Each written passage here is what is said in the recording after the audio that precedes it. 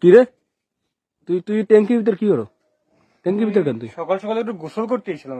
তুই ট্যাঙ্কির ভিতর গোসল করো তুই? দাঁড়া দে, দাঁড়া দাঁড়া দাঁড়া একটু যা, একটু দাঁড়া দাঁড়া। হলুদ হলুদ কি দেখলাম আমি? তুই তুই বেড়া দিবি, দাঁড়ি বেড়া দিই আরে ওর দে। তুই তুই বেড়া দিবি, আমি গোসল করতে এসে গোসল ডিস্টার্ব করবো না।